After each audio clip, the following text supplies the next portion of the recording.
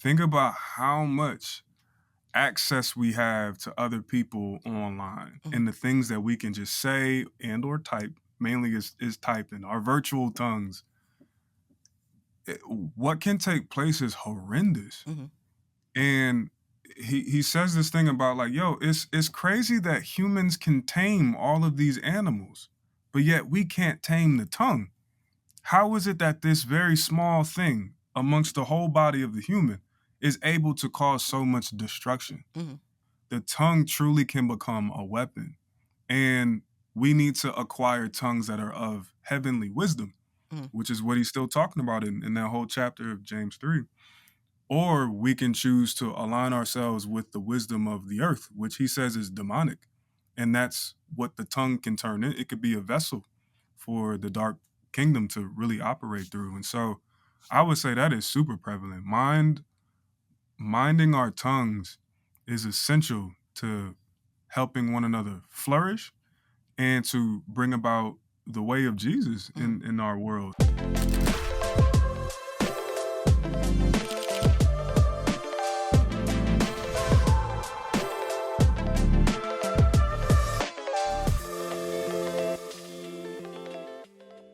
Well, thank you for watching another episode of the G3 Project podcast. As always, I'm your host, Lisa Fields, the founder of the G3 Project. And today I'm joined by another special guest, Hakeem Bradley. Welcome, Hakeem. Hey, I'm glad to be here, sis. It's good to see you again. Glad to have you. You were Yeah. just with us in Chicago for Courageous Conversations pop up. Should we trust the Bible? So Yeah. it's good to be here. For those who didn't see that conversation, tell our audience a little bit about yourself. Yeah, so I'm originally from Philadelphia, lived in Portland for about 14 years, a little too long. Currently live in Atlanta with my wife and my two kids. But I'm a Bible scholar, so currently in a PhD program as we speak, trying to get a New Testament situation going on with a focus in James. And I used to work at an organization called Bible Project. So like I just stepped off staff, what is it, the 23rd? 23 days ago. And so I'm doing a new venture called Sacred Patterns, where I want to develop resources for biblical literacy for like kids in that third grade to fifth or sixth grade pocket. Mhm. And, trying to help them see that they can read the scriptures too as they recognize patterns and themes and repetitions, just like anybody. So that's a little bit about who I am. And yeah, just a Bible nerd seeking to help other people learn this literature as I'm learning. So Yeah, that's it. that's great. That's great. To have a passion to be a Bible scholar, you don't hear many Bible scholars saying they're getting their PhD to help kids learn the Bible. So that's, I For think, a sure. commendable thing. Thank you. Um, It's a big deal. mhm. I think if we can help to raise up younger generations early on Mhm. in their understanding of how the scriptures work and what they're articulating and the wisdom that they can glean at 8, 7, 9, 10 years old. Like Mhm. imagine what these kids will grow into if they stay steeped in that literature over the course of their lives. Like I wish I had a Bible and somebody helped me understand that I can read it and understand it Mhm. at a younger age. But I also didn't grow up in the faith, so that ain't my story. So, you know, Well, we're here to talk about your dissertation. Your yes. dissertation focus. What made you, before we get into the book of James, what made Mhm. you want to focus on the book of James? Honestly, I feel like James, he gets hated on sometimes, Mhm. because he gets pitted up against Paul Mhm. in some spaces, and I'm going, let's not do this, first Mhm. of all. But also, when it came to pursuing a PhD, I had to think of like a niche topic, so to speak, something that I'm contributing into scholarship. And so I'm like, yo, who's not getting that much love? Like to try to come up with a newish idea in Pauline study seems ridiculous these days. And I'm like, I ain't that creative when it comes to that. Mhm. The Gospels, like I love the Jesus tradition, like all of that. But I was really intrigued by the Catholic or general epistles. Mhm. And so I'm going, should I do Peter? Should I do James? Should I do Jude? Or the Johannine literature there? And I'm just like, nah, I think I'm gonna do James. Mhm. There's a lot in his letters that actually steep directly from the teachings of Jesus Mhm. in ways that you're like, oh, he's clearly just quoting Jesus, so to speak, or heavily alluding to him. And Mhm. so I saw a lot of similarities in that way. And then I saw a lot of what he was talking about um, was kind of practiced out by the black church in the civil rights era. Mm, And I wanted to do a dissertation that was around that. That was my first idea, but I didn't go that direction. But mhm, that was really what intrigued me. I'm like, oh, we want to talk about not showing partiality. mhm, This is exactly what the civil rights movement was gearing towards. mhm, Like, hey, there is a partial way of existing in this country that is actually anti what Jesus was trying to do. mhm. And so I saw that thread, and that really piqued my interest in his letter even further. Y But there's a couple things up front. yeah. James is an interesting book. I believe it was Martin Luther who actually Yeah. didn't really jive with James. Yeah, he was hating. Let's just call it what it is. Martin Luther was bugging He on that. wanted I'm to like, keep, nah, bro. James out the canon. Yeah, he's like, it's an epistle of straw. Mhm, And because he, as far as I understand, Luther conceived the letter as not pertaining to the gospel, or at least proclaiming things of the gospel in his understanding of what the gospel was. And so he's going, what substance is kind of here? mhm. It's kind of just an epistle of straw. And I'm going, brother, you are wilding. Like the Jesus tradition is all through this mug. Mhm, So let's honor James as somebody who not only has super close relationship to the one we're all following, but also he had a significant leadership role in the church mhm. in its earliest stages. So come on, put some respect in his name, So let's But talk hey, about James a little bit before we dive into yeah, some of the, book. Let's talk about who James was to yeah, kinda give context. yeah, yeah. So there's a couple theories about the authorship of the letter. And the traditional view is that this is the brother of the Lord. Some people might go, this is Jesus' half brother, potentially from a former marriage that Joseph had prior to Mary. Some would say this is a later son of Mary after Jesus. Others would say this is like a cousin, Mhm, because you can use adelphoi as a way to talk about relatives. It's a word for brothers in Greek. So it can kind of be like a meshing of what you mean relative wise. But James, his actual name is Jacob, and how we get from Jacob to James is like an interesting linguistic journey that we ain't got to go down. But his name is Jacob, and it's interesting that he, without getting too far into the contents of the letter, he begins his letter by just saying Jacob, Jacobus, and you go, hmm. Only one James at that time in the early church could have just said my name or his name in a letter, and everybody who's reading the letter would know to whom this is talking about. mhm, Because it couldn't be James, the son of Zebedee, because he was killed by Herod by the time this letter is supposedly written. mhm, And then you have a couple other Jameses in the New Testament that just don't seem really likely.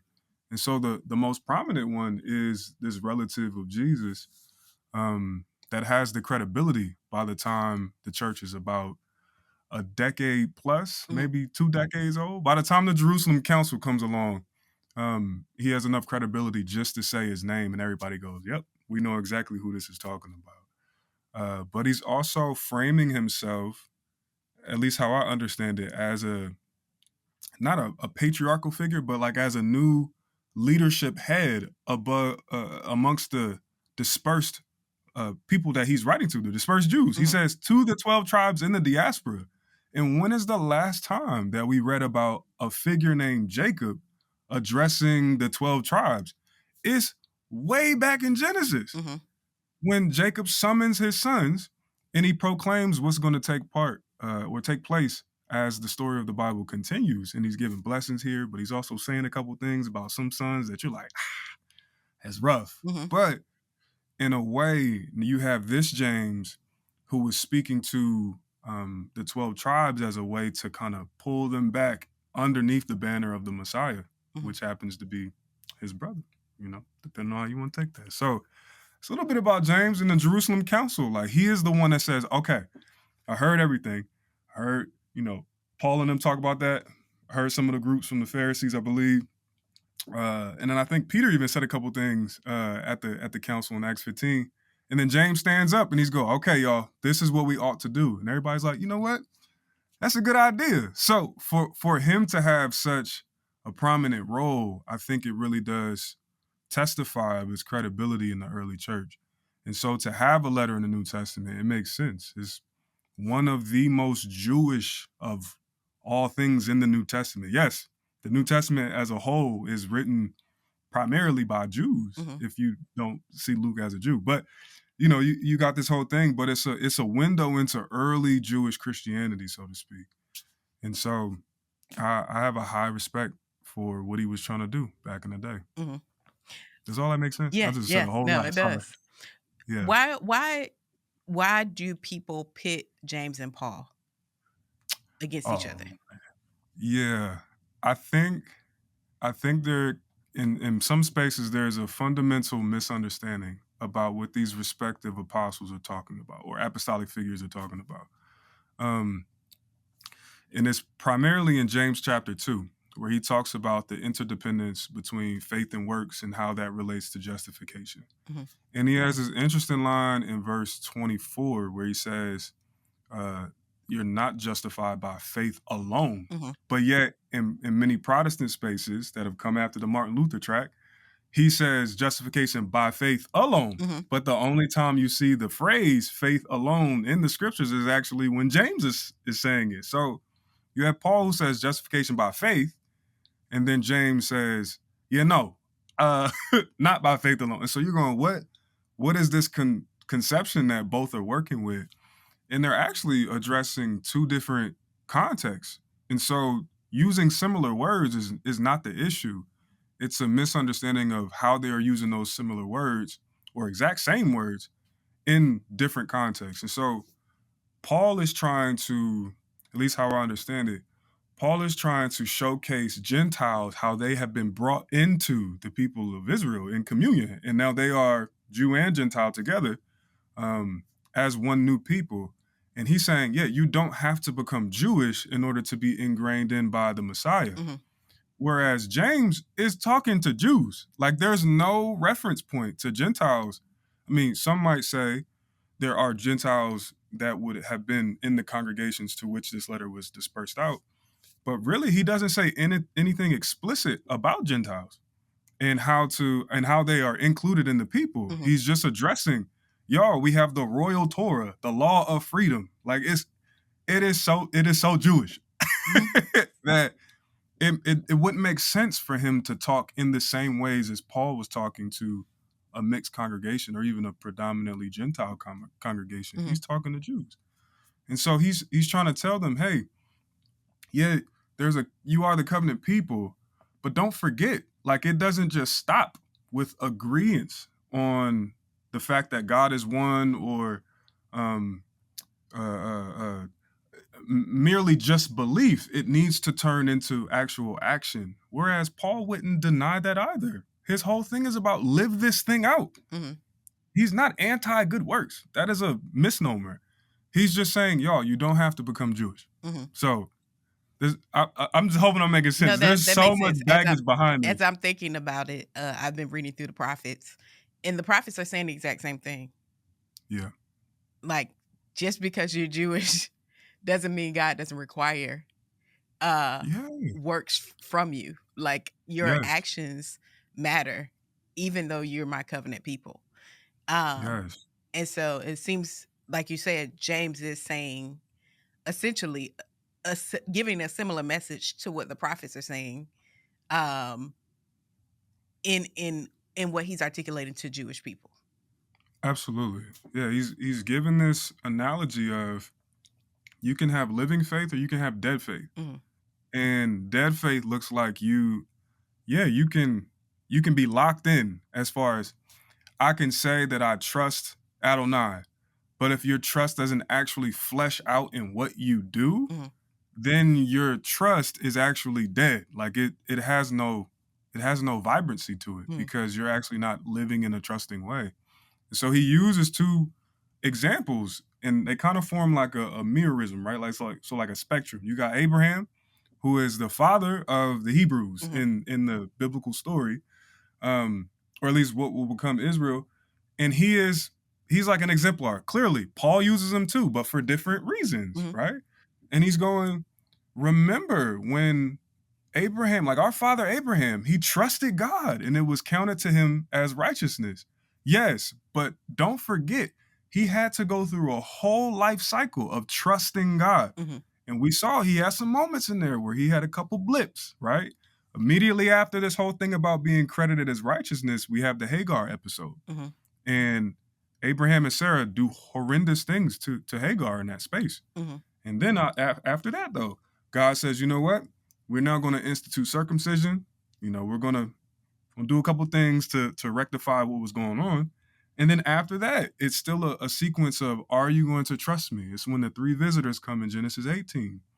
And Sarah laughs, right? Mm-hmm. And the angel's like, hey, by this time next year, you're actually going to have a son. But then the ultimate test comes of whether or not Abraham really trusts Adonai. And it's at the mountain where Adonai says, yo, I want you to sacrifice your son to me. And we can get into all of the theological conundrums of that. But the point is, God didn't actually want Abraham to slaughter Isaac. It was the ultimate test. We had a whole trajectory of Abraham's story. Do you trust the God in which you have been called by? Mm-hmm. And this is the ultimate test. And that's what James is bringing up. He said it's at this moment that he was truly, like, the justification of Genesis 15 is actually brought to its fullness in this moment. Mm-hmm. Because we see the whole thing. He actually does. And then you get Rahab. Mm-hmm. And Rahab gets a little quick shout out, and that's the only Gentile like that. Or actually, no, you can count Job. But Rahab gets mentioned, and she is the opposite of Abraham. She's a woman, she's a Canaanite, and she has an occupation that some would really not look upon as favorable, Mm-hmm. right? But even she acted as if she trusted the God of Israel by hiding the Israelite spies. And that's what James is going, yeah, and because of that, she was considered righteous. Mm-hmm. She rightly related with God and with her Israelite neighbors in that space. And so that is something that Paul, I really believe, will go, yeah, 100%. Mm-hmm. Yes, James, keep cooking, bro. Mm-hmm. So I just think that the pitting against the two is a fundamental misunderstanding of the diversity of audience that the first century church had to, or first century church leaders had to minister to. So Mm-hmm. I'm done rambling on that, though. No, Here you go. that's good, because I think we don't understand the importance of context when we're Mhm. reading any scripture is so crucial to Yeah. understanding and rightly dividing the word, and helps us not pit one book against each other, the other, Yeah. because of the context in which it's given. Yeah. When we think about James and he talks about the tongue, to have this is right religion, that you look after Mhm. the widows and orphans. Yep. He talks about not showing partiality. All of these things. What do you think James would say to our audience today? I don't think he has a new word, but Yeah. how can his words be applied to today? Oh my. Lisa, that's probably one of my favorite questions I've been asked about James up to this point. I definitely think his words about taming the tongue is uber prevalent in our culture and day and age, right? Think about how much access we have to other people online Mhm. and the things that we can just say and or type, mainly is typing, our virtual tongues. What can take place is horrendous. Mhm. And he says this thing about, like, yo, it's crazy that humans can tame all of these animals, but yet we can't tame the tongue. How is it that this very small thing amongst the whole body of the human is able to cause so much destruction? Mhm. And we can see it on the news. We can see it. No, I ain't trying to make too many statements. You get what I'm saying, though? You Mhm. see it on the news. You can see it online in the social space, and you can see it even in personal interactions, face to face. The tongue truly can become a weapon, and we need to acquire tongues that are of heavenly wisdom, Mhm. which is what he's still talking about in that whole chapter of James 3. Or we can choose to align ourselves with the wisdom of the earth, which he says is demonic. And that's what the tongue can turn in. It could be a vessel for the dark kingdom to really operate through. And so I would say that is super prevalent. Minding our tongues is essential to helping one another flourish and to bring about the way of Jesus Mhm. in our world. So that's one thing. Partiality, I mean, I just feel like the whole letter is prevalent. You know Mhm. what I'm saying?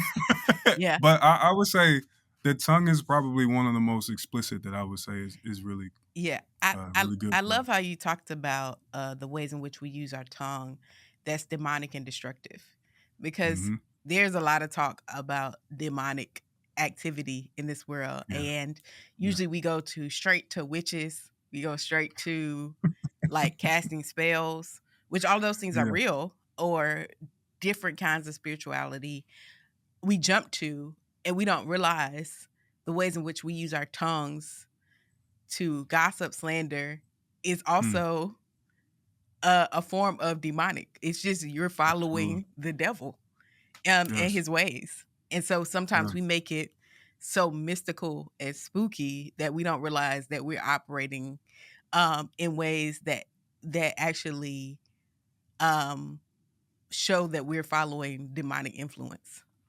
Come on, come on. It's like you think about. You just made me think. You think about the garden story, right? This is the beginning of what would become the influence of destructive powers in the biblical story, Mhm, right? It's the serpent. And what does the serpent use to cause the downfall of humanity in the story?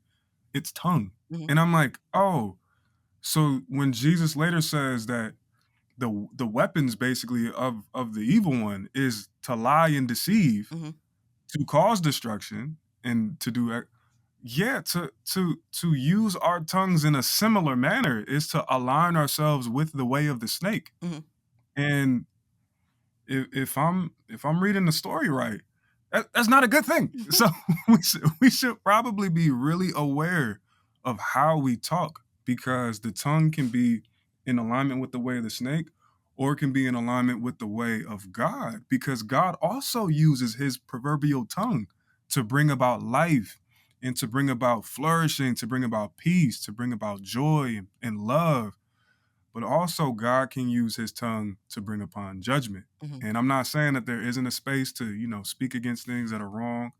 We just have to always make sure we are towing that line on when does it become, you know, it becomes deceptive, or it becomes self-serving or destructive in a way that leads to further chaos. So, yeah, I think James's words are so prevalent, and I think that's why his letter is called like the wisdom literature of the New Testament. mhm, And it makes sense. He speaks in ways that are so reminiscent of Proverbs and Ecclesiastes.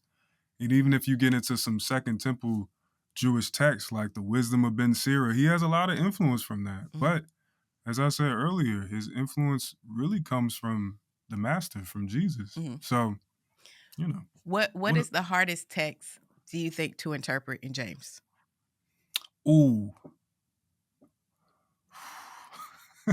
It's a good question. I would say he has it's an interesting piece at the end of James 4 where he has some words about what does he say? Something along the lines of not boasting about tomorrow. What does he say? It's verse 17. It's that transition from 16 to 17. I'm blanking on what it is. But every time I come across that, I'm like, what are you talking about? How do these pieces relate? Because sometimes James's words seem incohesive in the sense of like they don't flow really well from section to section sometimes. But I actually think they're more wrapped around themes Mhm. than just like, hey, here's this block, block, block. So I'm blanking though, Lisa. I'm sorry. I wish I had it off the top, because I was just thinking about this 2 days ago. I'm like, what are you talking about? So whatever is in that pocket, that's a rough text to interpret. When I think about James, I think about the widows and orphans passage. Sure. What is true religion? Um, Yeah. One, because that we have this argument in society, spiritual or religious. hmm And then here in James is saying this is true religion. Yeah. So it's not necessarily arguing.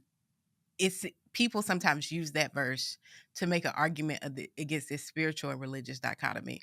How would you Mm. think James would come at that? Yeah. Yeah. I think in James's worldview, as I understand it, like that dichotomy is false. Mhm, He's going, yeah, to to be spiritual, quote unquote, in alignment with the God of Israel is to have a religion, and Well, that you religion know what? is. I said that wrong. Go ahead. Relationship or religion. Oh, That's I the got that's you. the I dichotomy. got you. It is the Yeah. relationship versus religion argument. I don't have religion, I have relationship.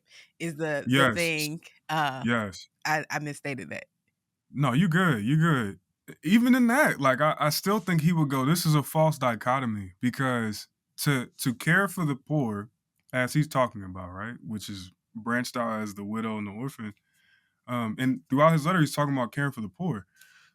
To do that is to be in correct relationship with God in his framework. Mhm, And so he's going, yeah, to have the religion that is about um, making sure those on the margins are truly cared for is the heart of what this relationship with Yahweh is all about.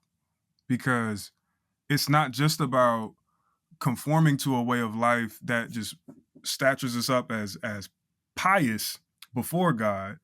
It is taking on his character, and oftentimes his character is communicated in his commandments, which are often about caring for those who are dispossessed, who are displaced, who are marginalized, in whatever way that fleshed out in Israelite society. And we see that all throughout the Torah. And so because James talks so much about the Torah in his letter, it makes total sense that he's like, yeah, to care for the poor and the widow and the orphan is true to what this relationship with Yahweh is supposed to be like amongst one another. mhm, It's the horizontal that is fleshing out of the relationship with the vertical. mhm. But this is all community. So I think he would go, yeah, no. Yeah. I truly do think this dichotomy of like, and I get it because again, I didn't grow up in the faith, but I get some people go, there can be empty religion in the Christian space, and I'm going, yes and amen. I'm with you there. And there's an emphasis on I need to have a personal relationship with God. And I'm like, yes, but that doesn't mean these two things, or sorry, you got the empty religion, but then you have true religion, right? Which Mhm, is what James is saying. Having true religion and having a relationship with God it's not mutually exclusive, mhm. So yeah, I it's a long way of saying I think James would go like, what y'all on right now? Yeah. Y'all sound like Westerners. A as I was thinking about the book of James, it has a lot of relational implications. Yeah. Um, the conflict we have, the arguments we have with one another, it talks Mm-hmm. about that, like, you're warring because you want your own way, Yeah. essentially.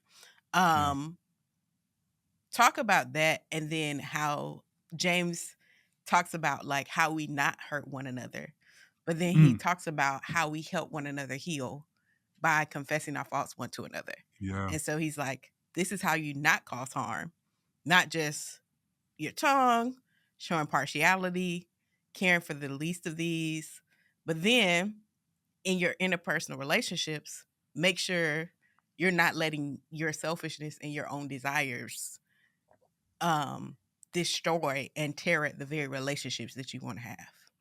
Mm. Yeah, I mean, I don't even know how I could say it better than what you just said. I guess, yeah, what I would add to that is there's so much plurality in what he articulates that I honestly think it's impossible to read his letter and come away with, okay, now I'm going to individually try to live this out Mhm. as if I can do this in isolation. Mhm. And it's like, no, you literally can't. And his whole thing is about how do these respective communities that are dispersed out the world at that time, how do they live in light of the God in which they are in relationship with? And Mhm. so, yeah, to confess to one another, like imagine what that would look like in our space. And I'm not saying folks aren't doing this, but I'm saying imagine what that would look like. We are in safe spaces with one another, truly trying to live out the way of Jesus. And we say, yeah, I'm going to confess my sins to you. Mhm. And you're telling me I'm going to experience healing because of that? Mhm. It's like, yeah, what did Jesus teach when he says what's done in darkness will be brought to the light? But also, when things are exposed and when the truth is brought out, what does that lead to? It leads to freedom. And so I think James would say, and I think he is saying, when you live in that communal way of living that is safe to expose what's done in darkness, it will truly lead to the flourishing of one another. And trying to live in isolation isn't even fathomable to his mindset. So I think we have a lot to learn about. Again, I know we live in a more individualist culture, so I'm not saying we need to become collectivists, so to speak, but I am saying there is something to learn from said cultures that can truly teach us about how we ought to flourish and how we can flourish. Mhm. And one of that is confessing to one another where our downfalls are, so that somebody can use their tongue to uplift you and build you up. Mhm. And saying, okay, yeah, you might have done this, you might have done that, but this is truly who you are. How much healing can that bring to somebody? Yes. You know? And I it seems think to of be the only way that the scripture notes that we do get healed from come the on. impacts of sin. I think because we live in a society that's individualized, and Mm, we even try to make our healing individual. So therapy is a one-on-one sure, yeah, yeah. situation. So we want our Yeah, healing to be individual in that yeah. way.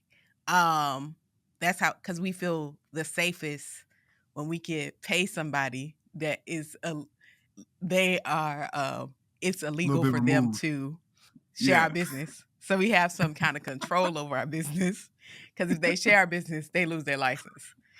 Cuz Yeah, we don't yeah, trust people.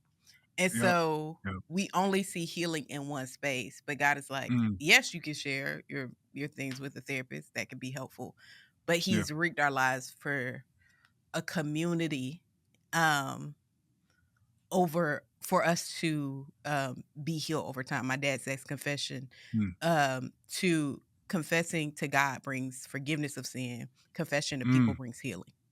mm. And so, Come on, pops. He preaching. Come on. and so there's like I could be forgiven of something but not healed Mm, from the mm, impacts of it. And I think a lot of people live forgiven and unhealed. So they live in a constant state of shame, constant state of guilt, mm. and Yeah, God has forgiven them, but they haven't shared it with other people, so they kind of live in the bondage of it, which keeps them in a cycle of unhealth. And then they kind of yeah. go back to it because they refuse to talk to people about it. Yeah, you know, if you don't mind, like I'll even share anecdotally, right? Mhm, I'm in therapy and I have a group of friends that is particularly curated to confess in, to share our struggles, cry with, and celebrate with. mhm, And we've been doing this thing going on, I want to say it's going on 5 years now. mhm, Um, and yes, I've been able to talk about my traumas as a kid, like especially being exposed to sexuality prematurely mhm, and like how that distorted my way of thinking mhm, going into my adolescence and even into my 20s. Uh, and it's now that I'm in my 30s and I'm actually able to experience healing from all of that. But it's yes in the context of talking about this in therapy, but it's like pouring this out with this group of guys that there's 10 of us and this I'm talking about boohoo ugly crying like y'all, I'm wounded, like I want to have a healed relationship with my wife and it, but I feel like my traumas are kind of making it impossible in some ways to fully, really feel uh unified with my wife in some ways. And I'm just like, y'all, I think it's because of all of this. So me talking about things that I talk about with my counselor mhm, or my therapist in the same context of a group of folks that could just go out and start gossiping and be like, man, did you know Hakeem experienced this? It's in both of those things that I've experienced, like, or I am experiencing healing from these wounds that I've had for 2+ decades now. So I am totally for therapy and I am totally for having a safe community in which you truly can experience further healing. mhm, Because the way that these guys have spoken into my life and have exposed the true identity of who I am and have spoken and prayed against the traumas that I've experienced, and saying, no, no, no, Satan, you don't have a foothold on him no more. mhm. you don't get to use his trauma as a means to hold him down anymore, Mhm. to hold him back. You don't get to do that. We renounce that. And I'm like, I ain't have enough strength to pray that for myself, Mhm. So I say all that to say it was me bringing this out. And, many of those experiences as a kid wasn't due to my own sin, but um, it still was a moment of confessing something that was in the dark that God brought to the light Mhm. Yeah, in and the I think that's context the of the beauty of community. what James is telling us. Like, I Yeah. experienced that myself, like, sharing. I have a therapist, but I also have community, and it's the Mm-hmm. tethering of those together that Yeah. brings the freedom. And I was telling, one of my friends, that just entered therapy, I was like, "It's not that God is not a healer," but Mm-hmm. I pointed them to that James passage. You need confession. And I feel like some of the traumas that you've experienced, you've been dealing with it in community, but you Yeah. also need a professional for some of the deep things that they can help you wade through. But it's not to negate God as the healer, but sometimes Mm. in community conversation and in therapy conversation, you discover things that you need to take to God, Yeah. like Yeah. Yeah. things That's that you good. didn't even think were things anymore. You're not even praying about it because you don't know it's a thing. But through the Mm. conversations with people, it's like, oh, that is a thing. Then Yes. you take it to God collectively and individually. And ultimately, God is the healer. But it's through the relationships that he brings it out so we could take it to him. Because I love the step. He's like, Mm. confess it and then pray about it. So it Come on. ultimately makes him the healer. But it's like the community helps you get to the exposure to even take it to God for the healing. Mm.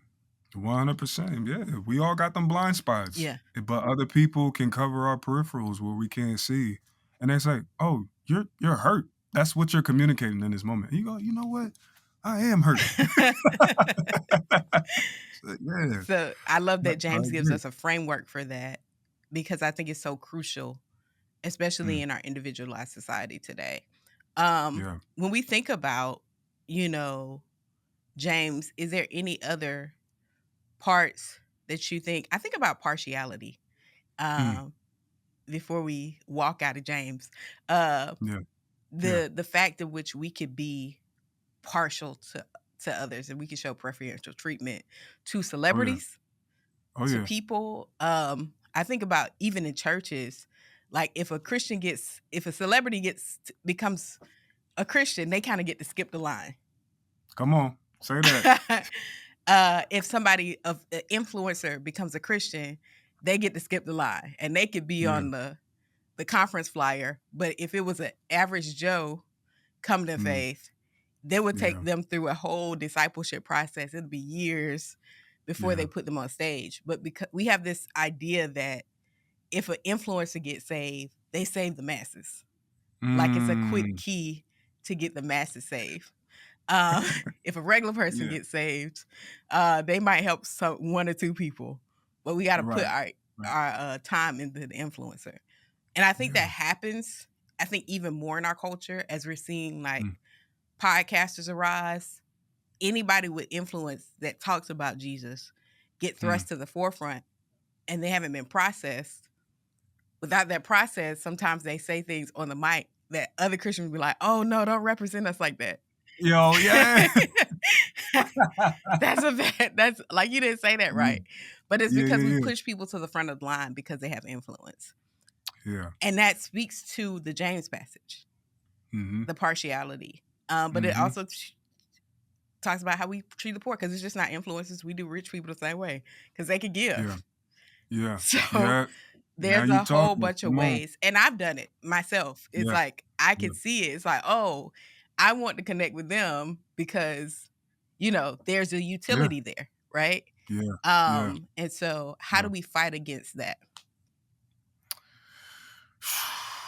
Yeah, it's tough. And what doesn't help is that in American culture as a whole, we like celebrity culture, um, celebritism, Mhm, if we'll make up a word. It's just ingrained in how we think about our culture and like meta culture, and then even in our subcultures. So it is so tough, but it's an opportunity for us to be subversive in how we do this and go, let's say an influencer who has 500,000 followers on Instagram, TikTok, or whatever, comes into your space, what could it look like instead of going, all right, now that you're following Jesus, let's platform you. And it's like, no. What if we actually showcase, hey man, or hey lady, we're just gonna put you through the ringer of discipleship. You need to go through some type of catechism. Like, what's going on? Do you know what the faith is about? And yeah, you can say, oh, I've subscribed to the way of Jesus now. That's cool. But the community still got to check you. Because the truth is, the individualism is we think we can just say these things about ourselves. And it's like, nah, the community has to verify this to be true. You can't just be like, yeah, I'm a kind person. Says who? Like, do other people experience you as kind? Then you can say, yeah, I'm a kind person because other people can testify that to be true about you. And so in the space of an influencer who has all this clout, what could it look like for us to show the world? No. You don't get to just get platformed because you have a big following.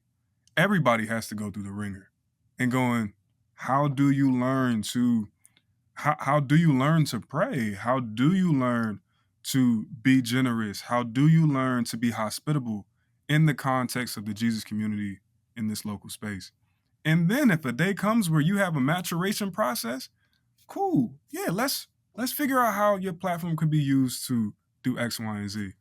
And that can be subversive instead of just saying, you popping out here? All right, cool. Let's keep you popping, but now let's make you popping in the Christian space. It's like, nah, don't do that. And it shows other people. Everybody has to stand in the line. It don't matter if, it's Auntie Cheryl, who don't got no clout out here. She got to go through the line just like anybody else too. We're all on equal footing. And when we get caught up in the celebrity culture and bring that into the church, I actually think we are flipping what true religion truly is. Now we're saying true religion is about the elevation of the well-known, the popular, the well-liked, instead of true religion being those who are on the margins. So I don't know if to answer your question, but that just came to my that's head. helpful. I was thinking about that. I was listening to an interview of a Christian artist, and it was like, man, if you see me out here collabing with Rihanna, don't feel away because I'm positioned to save souls. And I'm like, Mm, that's great. I don't have a problem with you collabing. But I'm like, I mm, think the arrogance of us sometimes is to think that mm, we're the only people that God can use to save an influencer. That they don't have mm. family, cousins, Yeah, friends yeah, that they grew yeah, up with that are faithful to Jesus that they've yeah. seen. They might not have had a necessarily bought into them hook, line, and sinker, but there are other people outside of like proximity of Mm, celebrityism that could mhm. probably reach them before you like collabing on a song Oh yeah, versus oh yeah, like saying that. I think sometimes we conflate our own desires to collab with celebrities with like yeah. trying to use it as a um, endeavor. Um, and I get it. We all get caught up Sure, in that. But sure. I Yeah. think, considering that God can use anybody and the ways in which we I think about Kanye and I think about when he did the whole gospel thing and now Mhm. everybody like jumped on the bandwagon and now he's not walking with the Lord anymore. And it's Yeah. like, what if when he got like interested, like nobody Mm. platformed him, but everybody was Yeah. just Put him like, through the ringer. yeah, they put him through Yeah. the ring of discipleship. It was like, man, that's great what you're doing now, and continue to do your work if you feel called to, but you don't Mm. have to make gospel music right now. You don't have to be the person to make God famous. God is famous in and of himself. Yeah. What if we had Yeah. discipled him and not platformed him? Where would he be? Shoot. Only God Only God knows, knows. right? Yeah.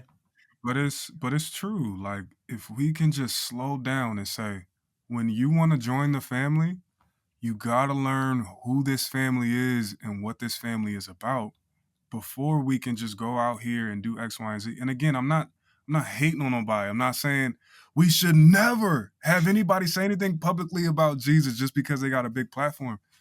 It's just going, okay, now if you're going to go out here and become a teacher of the scriptures, you're out here trying to say, all right, let me lead these things online. It's like, whoa. You just got here, fam.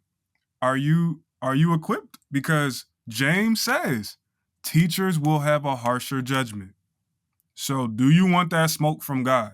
If not, let's go through the ringer. It's okay to be a young sibling in the faith. You don't got to try to do what big bro and big sis been doing for 20 years off the rip. Come learn the chores of the house. You know what I'm saying? Like come learn how we wash dishes around here, how we take out the trash, how we, you know what I'm saying? Mhm. Like let's do that first before we talk about you going out here and helping to maintain the family business. Yeah. Let's do that first. Yeah. So, I think there's order there, Yeah. and I think it's helpful, and it can protect people. Yeah. I hate to see. It really does grieve me to see celebrities come into the faith and then crash because they weren't discipled into the way of Jesus. It was okay. You pop in, let's platform, and I'm like, man, that crash and burn is hard to watch. Mhm. And I hate even seeing it on low level things of, low level in the sense of somebody who just comes into the church from nobody knows them from Adam and Eve, but yet they end up crashing out because nobody took the time to say, let me walk with you in this journey. You need to be a part of this even more tight knit community so that we could walk this out together. So we gotta slow down, fam. Yeah. There's no rush. Discipleship is a long journey. Yeah. And I think James talks about that partiality piece hits really at the core of what we're wrestling with now as a culture. Yeah. And to look and care for those who are the least of these in society. And to like be like, yeah, like the homeless man sitting in the back that may be talking to himself doesn't get skipped over because Yeah. he doesn't smell the way we would want him, and we Right. ignore him. Mm. Or and we the person that looks polished, we usher them to the front. Mm-hmm. Mm-hmm. And that's what I think is a challenge to me, a challenge to our To culture me. today. Yeah. Yeah. It's like, don't show partiality, whether that looks like Yeah. celebrities, whether that looks like wealth, whether that looks like skipping over the least of these. Um, like, and James pushes us to have it in practice because we can Mm-hmm. advocate for. I had a friend. I remember he was like, we were having brunch, and he was talking about, man, we got to advocate for the least of these. And then there was a homeless man outside, and they asked, I was like, because I don't carry cash. And he Yeah. was like, Yeah. nah, I ain't giving no homeless man no money. They gonna use it for something else. And I was like, Oh, no. and I said, wow, that's interesting because we like you're pro justice. Um, Mm, but it's oftentimes we don't see like in practice. We like to yeah, pontificate about things we don't practice. absolutely. One of my mentors says, preach what you practice. Mm-hmm. And if you preach what Mm-hmm. you practice, you'll never be a hypocrite. Um, He ain't lying. I'll tell you that. anything as we I, close out you want to say about James? yeah, if I think I would encourage anybody to read James full through. It'll take you what, 25 minutes maybe? Read James and set that up against Jesus' Sermon on the Mount. And which is 3 chapters, that'll take you what, another 15 minutes? Read those two things side by side and see what you might see. That just have open ears and open eyes to see the fact that James is being a faithful disciple of Jesus in a way that often gets overlooked or can get overlooked in both the academic and lay church space. And so that's all I would encourage. And I wanted to know what people see and what comes out of that, because you'll see James is saying some very interesting stuff that's directly tied to what Jesus was getting at in his famous Sermon on the Mount. So give him a listen and let him speak on his own terms. Do not read James through the lens of Paul. Read James through the lens of James. Mm-hmm. And then talk about Paul outside of that if you need to. He doesn't need to come up in that space. So that's all I would encourage people to do. How can people get in contact? What are some resources on James that you would recommend? And then how can people get in contact with you on social media? Yeah, so there's a couple commentaries out here. I would say there's a small book by a scholar named Richard Bauckham, and it's just called James. Hands down, one of my favorite books on James ever. It's like 100 something pages. If you're interested, that it got some nerdy stuff in there, so you can be like, all right, I can skip over that. But if you're not interested, but I would say tap into that. And as far as contact, I have Instagram Hakeem Bradley one or at Hakeem Bradley one, and that's something that I try to stay consistent on, and that's pretty much it. Or my website is HakeemBradley.com, and I have a contact form that my team and I we try to get back as soon as possible. So there you go. Awesome. Thank you so much, Hakeem. The last question about James. When was James written? Sure. Ooh, okay. So there's some debates here. I'm gonna tell you what I think, Okay. and then real quick. So there's a broad span. If for scholars who believe in a more traditional sense, they think it's somewhere in the 40s and 50s, Mhm. because it has to be before 62 A.D., which is when James would have been executed. But more critical scholars go, nah, this wasn't written by James. It was written by somebody else in the name of James, post 70 A.D. But I actually think this is just me, okay?